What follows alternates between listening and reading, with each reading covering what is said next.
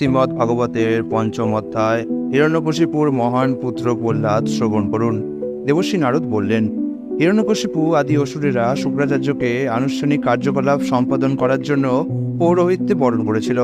শুক্রাচার্যের দুই পুত্র ষণ্ড এবং অমর্ক হিরণ্যকশিপুর গৃহের নিকটে বসবাস করত। প্রহ্লাদ মহারাজ পূর্বেই ভগবত ভক্তির শিক্ষায় শিক্ষিত ছিলেন, কিন্তু তার পিতা যখন শিক্ষা লাভের জন্য তাকে শুক্রাচার্যের দুই পুত্রের কাছে প্রেরণ করেছিল, তখন তারা প্রহ্লাদকে তাদের পাঠশালায় অন্য অসুর বালকদের সঙ্গে গ্রহণ করেছিল। শিক্ষকেরা রাজনীতি, অর্থনীতি ইত্যাদি বিষয়ে যে শিক্ষাদান করেছিল, প্রহ্লাদ অবশ্যই তা শ্রবণ করেছিলেন এবং পাঠ করেছিলেন।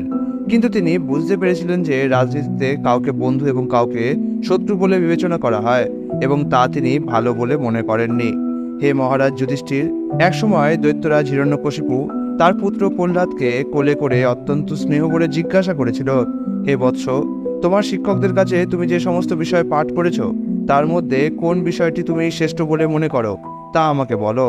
প্রহ্লাদ মহারাজ উত্তর দিয়েছিলেন, হে অসুর শ্রেষ্ঠ দৈত্যরাজ, আমার গুরুদেবের কাছে আমি জেনেছি যে যারা তাদের অনিত্য দেহকে কেন্দ্র করে গৃহভূতের জীবনযাপন করে, তারা জলশূন্য অন্ধকূপে অবশ্যই দুঃখ দুর্দশা ভোগ করে কেবল উদ্বেগ প্রাপ্ত হয়।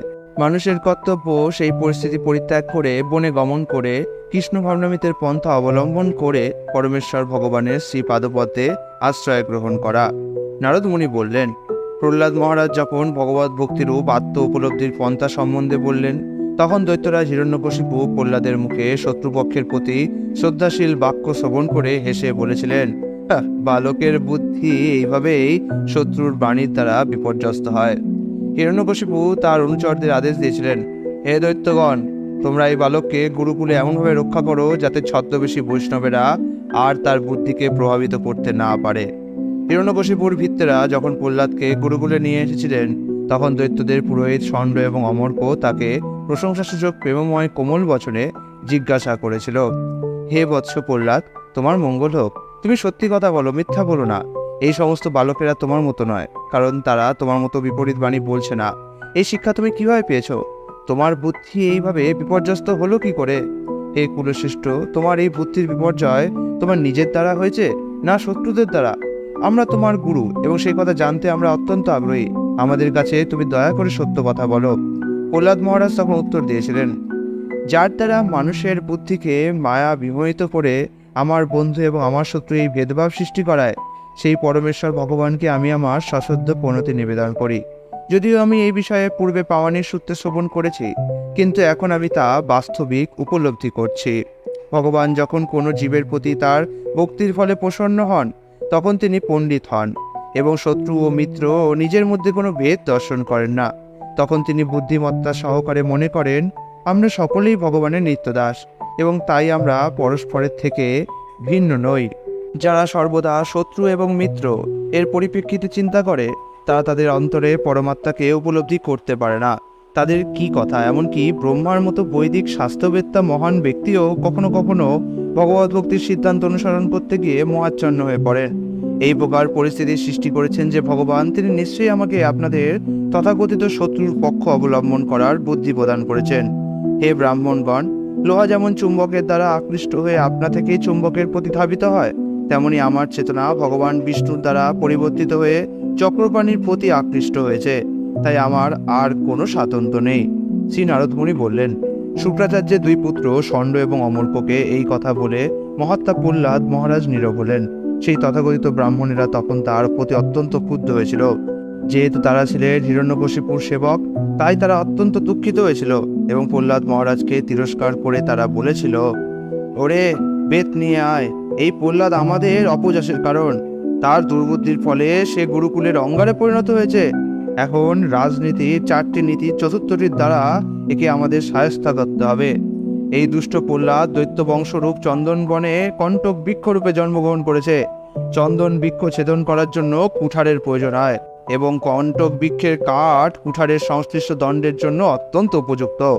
দৈত্য বংশরূপ চন্দন বৃক্ষ ছেদনকারী কুষ্ঠার হচ্ছেন বিষ্ণু, আর এই প্রহ্লাদ হচ্ছেন সেই কুঠারের সংশ্লিষ্ট দণ্ড। প্রহ্লাদ মহারাজের শিক্ষক ষণ্ড এবং অমর্ক তর্জন, তিরস্কার ইত্যাদির দ্বারা তাকে ধর্ম, অর্থ, কাম এই ত্রিবর্গ প্রতিপাদক শাস্ত্র অধ্যয়ন করাতে লাগলো। এইভাবে তারা তাকে শিক্ষা দিয়েছিল। কিছুকাল পর প্রহ্লাদের শিক্ষক ষণ্ড এবং অমর্ক্য মনে করেছিল যে প্রহ্লাদ মহারাজ সাম দাম ভেদ এবং দণ্ডনীতি সম্বন্ধে যথাযথভাবে শিক্ষাপ্রাপ্ত হয়েছেন।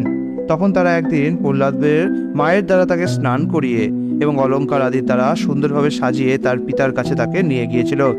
হিরণ্যকশিপু তার পুত্রকে তার চরণে পতিত হয়ে প্রণাম করতে দেখে স্নেহ ভরে আশীর্বাদ করেছিল এবং তাকে তার দুই বাহুর দ্বারা আলিঙ্গন করেছিল। পিতা স্বভাবতই পুত্রকে আলিঙ্গন করে আনন্দ অনুভব করে। হিরণ্যকশিপুও তার ফলে পরম আনন্দ অনুভব করেছিল। নারদ মুনি বললেন, হে মহারাজ যুধিষ্ঠির, হিরণ্যকশিপু প্রহ্লাদ মহারাজকে তার কোলে নিয়ে তার মস্তক আঘ্রাণ করেছিল। তার স্নেহাশ্রু তার পুত্রের হাস্যোজ্জ্বল মুখমণ্ডলকে সিক্ত করেছিল। যে তার পুত্রকে এই প্রকার বলেছিল তখন হিরণ্যকশিপু বললেন, হে প্রিয় প্রহ্লাদ, হে বৎস, হে আয়ুষ্মান, তুমি এতকাল তোমার গুরুর কাছে যা কিছু শিখেছ তার মধ্যে যা শ্রেষ্ঠ বলে তোমার মনে হয় তুমি আমাকে তা বলো। প্রহ্লাদ মহারাজ তখন বললেন, ভগবানের দিব্য নাম রূপ গুণ পরিকর এবং লীলাসমূহ শ্রবণ কীর্তন, তাদের স্মরণ, ভগবানের সেবা, ষোড়শোপচারে শ্রদ্ধা সহকারে ভগবানের অর্চনা, ভগবানের বন্দনা, তার দাস্য হওয়া, ভগবানকে প্রিয়তম বন্ধু বলে মনে করা এবং ভগবানের কাছে সর্বস্ব সমর্পণ করা, অর্থাৎ কায় মনোবাক্যে তার সেবা করা, এগুলি শুদ্ধ ভক্তির 9টি পন্থা। যিনি এই নবদা ভক্তির দ্বারা শ্রীকৃষ্ণের সেবায় তার জীবন অর্পণ করেছেন তিনি সর্বশ্রেষ্ঠ বিদ্বান, কারণ তিনি পূর্ণ জ্ঞান প্রাপ্ত হয়েছেন। পুত্র প্রহ্লাদের মুখে ভগবত ভক্তির কথা শ্রবণ করে হিরণ্যকশিপু তখন অত্যন্ত ক্ষুব্ধ হয়েছিল। তার অধরষ্ঠ কম্পিত হয়েছিল এবং সে তার গুরু শুক্রাচার্যের পুত্র ষণ্ডকে এই কথাগুলি বলেছিল, হে ব্রাহ্মণের অত্যন্ত অযোগ্য এবং ঘৃণ্য পুত্র, তুমি আমাকে অবজ্ঞা করে আমার শত্রুর পক্ষ অবলম্বন করেছ। তুমি এই অবোধ বালককে অসার বিষ্ণু ভক্তির শিক্ষা দিয়েছ। এ তুমি কি করেছ? কালক্রমে যেমন পাপীদের রোগ প্রকাশ পায়, তেমনি এই সংসারে অনেক ছদ্মবেশী প্রতারক বন্ধু হয়, কিন্তু কালক্রমে তাদের কপট আচরণের মাধ্যমে তাদের শত্রুতা প্রকাশ পায়। হিরণ্যকশিপুর গুরু শুক্রাচার্যের পুত্র তখন বললেন, হে ইন্দ্রশত্রু, হে রাজন, আপনার পুত্র প্রহ্লাদ যা বলেছে তা তাকে আমরা শিক্ষা দিইনি এবং অন্য কেউও দেয়নি। তার এই বিষ্ণু ভক্তি স্বাভাবিকভাবে বিকশিত হয়েছে। অতএব আপনার ক্রোধ সংবরণ করুন এবং অনর্থক আমাদের প্রতি দোষারোপ করবেন না। এইভাবে ব্রাহ্মণকে অপমান করা ভালো নয়। শ্রী নারদ মুনি বললেন, শিক্ষকের এই উত্তর শুনে হিরণ্যকশিপু তার পুত্র প্রহ্লাদকে বলেছিল, ওরে অভদ্র, ওরে কুলনাশক, তুই যদি এই শিক্ষা তোর গুরুর কাছ থেকে না পেয়ে থাকিস তাহলে তুই কোথা থেকে পেয়েছিস? প্রহ্লাদ মহারাজ উত্তর দিয়েছিলেন, অসংযত ইন্দ্রিয় বিষয়াসক্ত ব্যক্তিরা অন্ধকার নরকে প্রবেশ করে বারবার চর্বিত বস্তু চর্বণ করে। তাদের মতি কখনোই অন্যের উপদেশে, নিজের প্রচেষ্টায় অথবা উভয়ের সংযোগে কখনোই কৃষ্ণের দিকে ধাবিত হতে পারে না। যারা জড়জগৎকে ভোগ করার বাসনার দ্বারা আবদ্ধ এবং তাই যারা তাদের এই মতো বিষয়াসক্ত অন্ধ ব্যক্তিদেরকে তাদের নেতা বা গুরুরূপে বরণ করেছে, তারা বুঝতে পারে না যে জীবনের প্রকৃত উদ্দেশ্য হচ্ছে ভগবত ধামে ফিরে যাওয়া এবং ভগবান শ্রী বিষ্ণুর সেবায় যুক্ত হওয়া।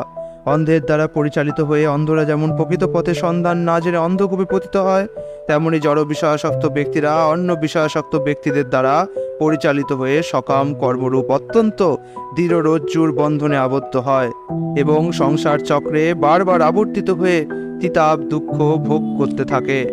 জড়জগতের কলুষ থেকে সম্পূর্ণরূপে মুক্ত বৈষ্ণবের শ্রী পাদপদ্মের ধূলিতে অবগাহন না করা পর্যন্ত বিষয়াসক্ত ব্যক্তিরা কখনো ভগবানের উরুক্রমের, অর্থাৎ যিনি তার অসাধারণ কার্যকলাপের জন্য যশস্বী, তার শ্রীপাদপদ্মে আসক্ত হতে পারে না। কেবলমাত্র কৃষ্ণভক্ত হওয়ার ফলেই ভগবানের শ্রীপাদপদ্মের শরণ গ্রহণ করে এইভাবে জড়জগতের কলুষ থেকে মুক্ত হওয়া যায়। এইভাবে বলে প্রহ্লাদ মহারাজ যখন নীরব হয়েছিলেন তখন হিরণ্যকশিপু ক্রোধান্ধ হয়ে তার কোল থেকে তাকে ভূতলে ছুঁড়ে ফেলেছিল।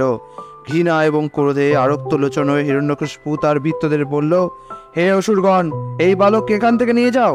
এ বধের যোগ্য, সুতরাং এক্ষুনি একে বধ করো। এই প্রহ্লাদই আমার ভাতৃঘাতী, কারণ সে তার সুহৃদ এবং আত্মীয় স্বজনদের পরিত্যাগ করে বৃত্তের মতো আমার শত্রু বিষ্ণুর পদযুগলের সেবায় যুক্ত হয়েছে। 5 বছর বয়স্ক বালক হওয়া সত্ত্বেও সে তার পিতামাতার সঙ্গে স্নেহের সম্পর্ক পরিত্যাগ করেছে, সুতরাং সে নিশ্চয়ই অবিশ্বাসী। সে যে বিষ্ণুর প্রতিও সাধু ব্যবহার করবে তাতেই বা বিশ্বাস কি? ঔষধ যদি হিতকারী হয় তাহলে বনে জাত হলেও তাকে যেমন যত্ন সহকারে রক্ষা করা হয়, তেমনি যদি পরহিতকারী হয় তাহলে তাকে পুত্রের মতো পালন করা যায়। পক্ষান্তরে দেহের কোনো অঙ্গ যদি রোগের ফলে বিষাক্ত হয়ে যায় তাহলে অবশিষ্ট শরীরকে রক্ষা করার জন্য তাকে কেটে ফেলা বাঞ্ছনীয়। তেমনি নিজের পুত্র যদি প্রতিকূল হয় তাহলে স্বীয় দেহজাত হলেও তাকে পরিত্যাগ করা কর্তব্য। অসংযত ইন্দ্রিয় যেমন পারমার্থিক জীবনে উন্নতি সাধনের প্রয়াসী যোগীদের শত্রু, সুখীদের বেশধারী এই প্রহ্লাদও আমার শত্রু, কারণ আমি একে নিয়ন্ত্রণ করতে পারি না। তাই এই শত্রুকে ভোজন, আসন অথবা শয়নে যে কোনো উপায়েই হত্যা করা হোক।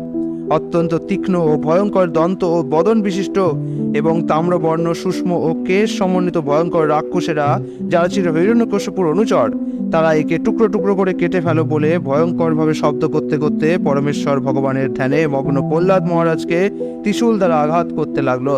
পুণ্যহীন ব্যক্তি সৎকর্ম করলেও যেমন তা নিষ্ফল হয়, তেমনি রাক্ষসদের অস্ত্রশস্ত্র প্রহ্লাদ মহারাজের ওপর কোনো রকম প্রভাব বিস্তার করতে পারল না, কারণ তিনি নির্বিকার অনির্দেশ্য জগতাত্মা পরমেশ্বর ভগবানের সেবার ধ্যানে সম্পূর্ণরূপে মগ্ন ঐকান্তিক একজন ভক্ত হয়েছিলেন। হে মহারাজ যুধিষ্ঠির, প্রহ্লাদ মহারাজকে বধ করতে দৈত্যদের সমস্ত প্রয়াস যখন ব্যর্থ হয়েছিল, তখন দৈত্যরাজ হিরণ্যকশিপু অত্যন্ত ভীত হয়ে তাকে বধ করার অন্যান্য বিবিধ উপায় উদ্ভাবন করতে শুরু করেছিল।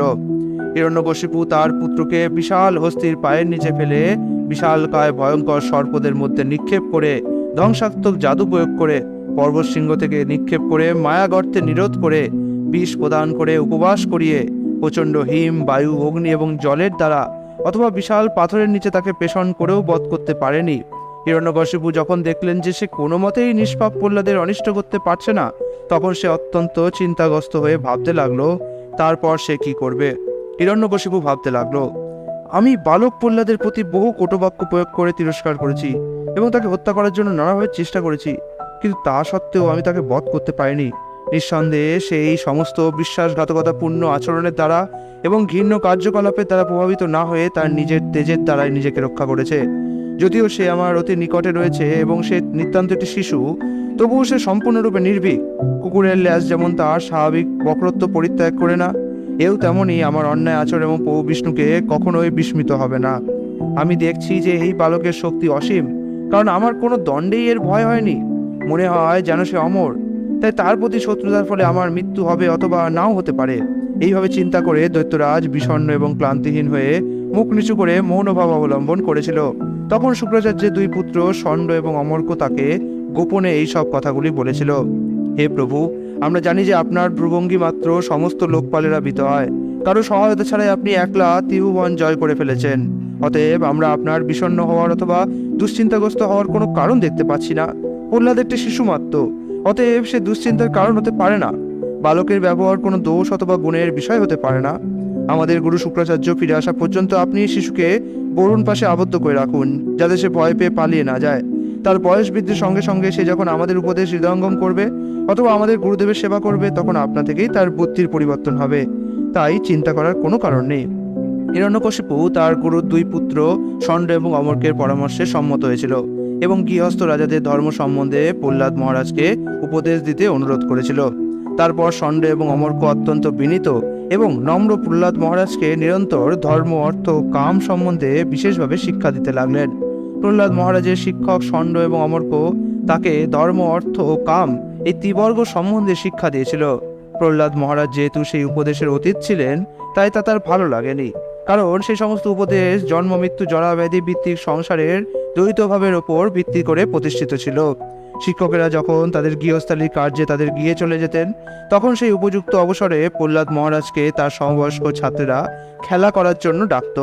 প্রহ্লাদ মহারাজ, যিনি ছিলেন যথার্থই মহাজ্ঞানী, তিনি তার সহপাঠীদের অত্যন্ত মধুর বাক্যে সম্ভাষণ করে হেসে জড়জাগতিক জীবনের নিরর্থকতা সম্বন্ধে শিক্ষা দিতে শুরু করেছিলেন।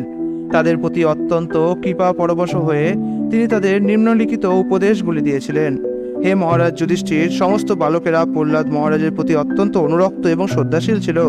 তাদের অল্প বয়সের ফলে দ্বৈতভাব এবং দেহসুখের প্রতি আসক্ত শিক্ষকদের উপদেশের দ্বারা তাদের অন্তঃকরণ দূষিত হয়নি। তারা তাদের খেলার সমস্ত উপকরণ পরিত্যাগ করে প্রহ্লাদ মহারাজের কথা শ্রবণ করার জন্য তাকে ঘিরে বসেছিল। তাদের হৃদয় এবং নেত্র তার উপর নিবদ্ধ ছিল এবং গভীর নিষ্ঠা সহকারে তারা তার দিকে তাকিয়ে তার কথা শুনেছিল।